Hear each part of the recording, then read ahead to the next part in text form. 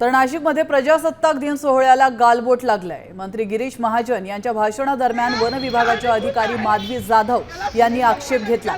महाजन यांनी आपल्या भाषणामध्ये डॉक्टर बाबासाहेब आंबेडकरांचं नाव का घेतलं नाही असा आक्षेप घेत त्यांनी भोर मैदानामध्ये जाब विचारण्याचा प्रयत्न केला। त्यानंतर महाजनांनी ही अनावधानानं चूक झाल्याचं सांगत दिलगिरी व्यक्त केली आहे।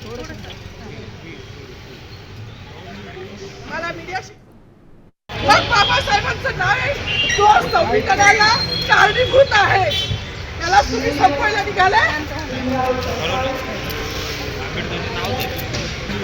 मला मीडियाशी घेणारे मॅडम मला सस्पेंड केलं, मी वाळूचे गारे उपसी, मी माती काम करीन पण बाबासाहेबांची ओळख पुसून येणार मला सस्पेंड करायचं करू शकता। मॅडम बाबासाहेबाला संपवायचं काम करायचं नाही। 26 जानेवारी 15 ऑगस्ट मध्ये मी नाही मानत, पण लोकशाही मॅडम तुम्ही सुद्धा संविधानामुळे आहात, पालकमंत्री सुद्धा पालकमंत्री संविधानामुळे आहे। कोणताही जातीभेद नाही, सगळी समानता त्यांनी दिली आहे। बाबासाहेबांचं नाव आता तरी भाषणात येईल, मग तरी भाषणात येईल। ज्या लोक संविधानाला लोकशाहीला कारणीभूत नाही त्यांची नावं वारंवार घेतली गेली, मग जो संविधानाला कारणीभूत आहे तो प्रजासत्ताक दिनाचा जो मानकरी आहे त्याचं नाव भाषणात का नाही?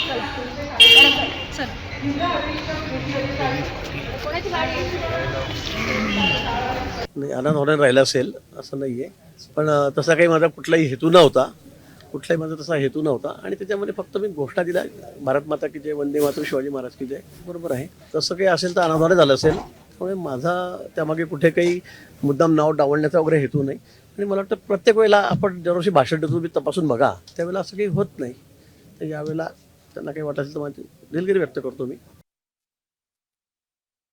प्रजासत्ताक दिनाला तर डॉक्टर बाबासाहेब आंबेडकरांचं नाव आलंच पाहिजे, कारण डॉक्टर बाबासाहेब आंबेडकरांनी लिहिलेली घटना आणि या घटनेचा स्वीकार आणि या घटनेची अंमलबजावणी आजच्या दिवसापासून झालेली, म्हणून कोण भगिनी असेल हिचं म्हणणं मला असं वाटतं 100% खरं आहे। परंतु हे सगळी मंडळी बाबासाहेब आंबेडकरांच्या विचाराला किंवा राज्यघटनेला काय समजतात हे भारतीय जनता पार्टीने दाखवून दिलेलं आहे।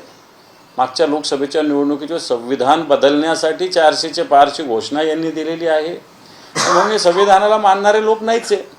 त्यामुळे बाबासाहेब आंबेडकरला हे मानतच नाही, तरी त्या भगिनीनं जी हिंमत दाखवली तिची दाद मी देईल आणि तिच्या मागे खंबीरपणे उभा राहण्याची भूमिका आम्ही ठेवू।